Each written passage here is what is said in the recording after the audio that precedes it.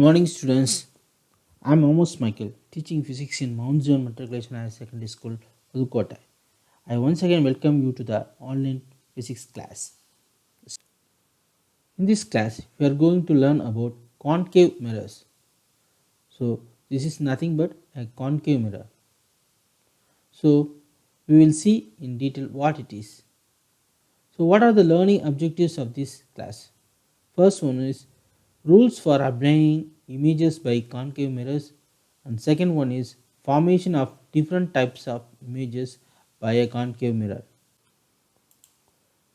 So rule 1, a ray of light which is parallel to the principal axis of a concave mirror will pass through its focus after reflection. And what is this?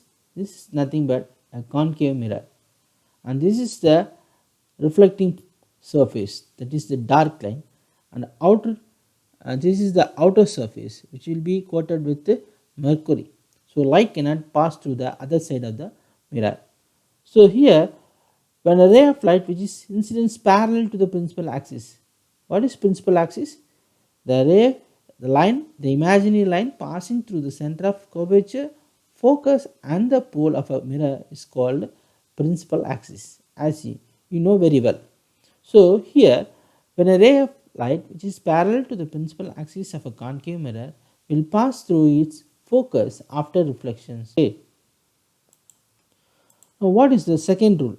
A ray of light passing through a focus of concave mirror becomes parallel to the principal axis after reflection. So here, if you look at, a ray of light is passing through the focus, so a focus of a concave mirror, and after reflection it will become parallel to the principal axis. Here the m dash is nothing but the diameter of the concave mirror, which is also called aperture of the mirror. Okay. Now we will pass on to the third rule. A ray of light passing through the center of curvature of a concave mirror is reflected back along the same path. Here look at the diagram. Here a ray of light is passing through the center of curvature, and after passing through the center of curvature, it gets reflected from the concave mirror. So when after reflection, the reflected ray will pass along this same path. Okay, so that is the rule number 3. What is rule number 4? A ray of light incident at the pole of a concave mirror is reflected back, making the same angle with the principal axis. Here what is P? P is nothing but the pole, that is the geometrical center of this concave mirror.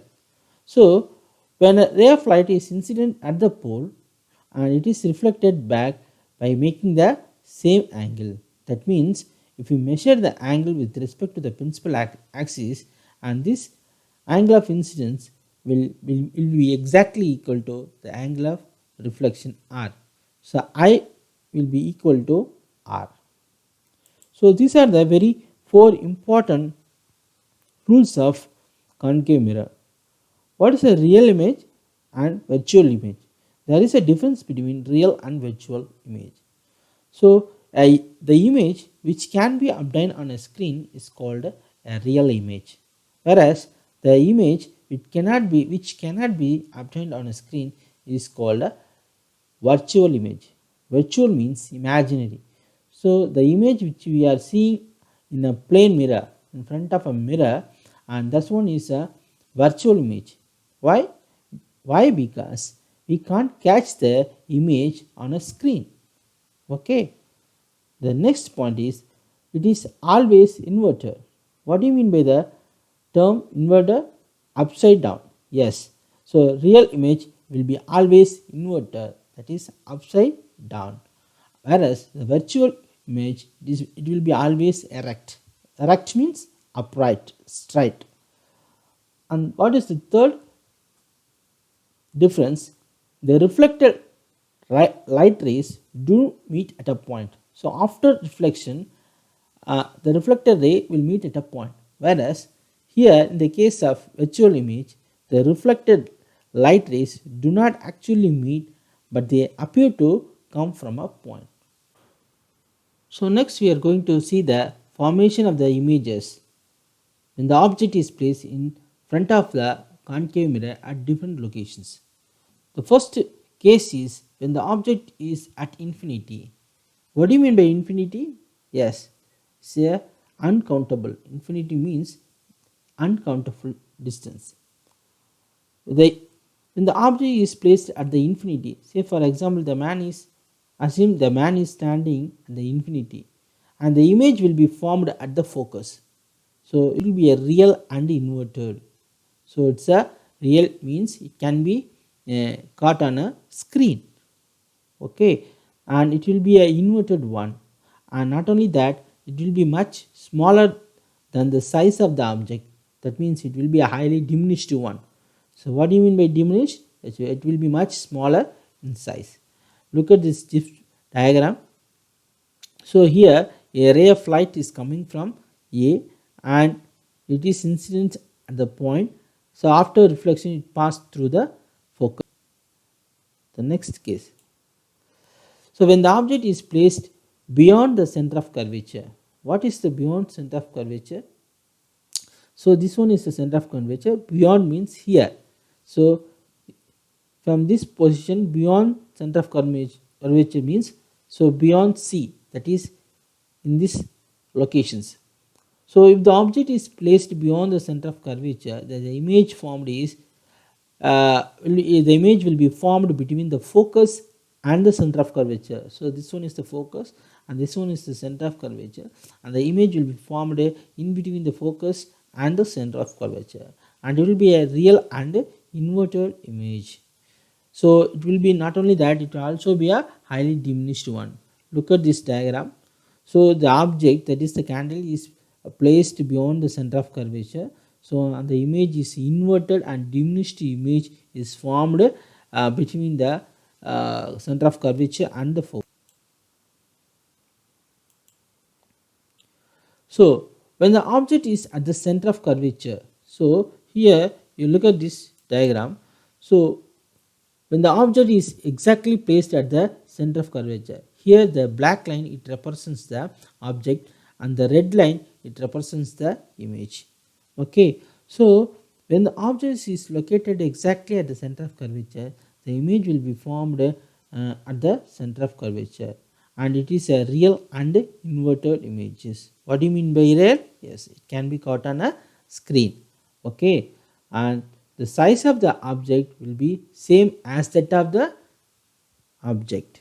So this when the object is placed at the center of curvature, will get a same size as that of the object, and but it's a inverted one like this. When the object is placed between the focus and the center of curvature, the image will be formed beyond the center of curvature. That is, beyond means in this region.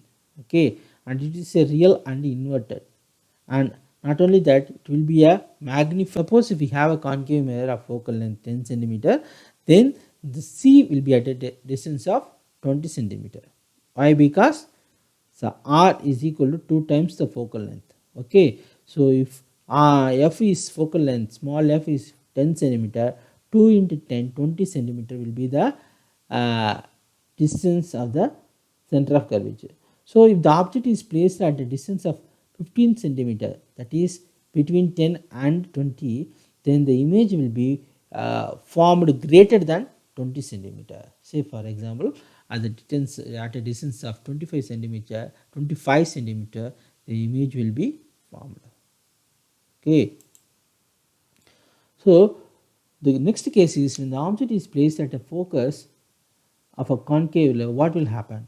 So if the object is placed exactly at the focus, then the image will be formed at infinity. So object is exactly placed at the focus and the image will be formed at the infinity. We don't know the distance of that image, at which distance the image will be formed. Okay, so the image will be formed at infinity, and not only that, it will be a real and inverted image. At the same time, it will be a highly magnified also. So finally, last case, when the object is placed between the pole and focus, that is, the object is placed very close to the concave mirror, so very close, that is between F and P, then the image will be formed behind the mirror, okay, and it will be upright. That is the only difference.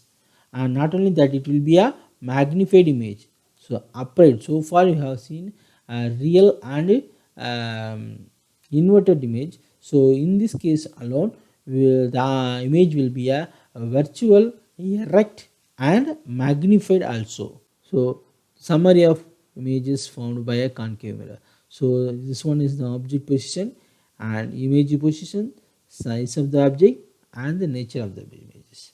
So all those we have discussed in the previous cases. You kindly by hearted this table, which will be very important. If you are very thorough in this table, and you can draw the array diagrams very easily for different object positions. Okay, my dear students, I hope you understood the concept very clear. Anyway, thank you for your cooperation. Have a good day.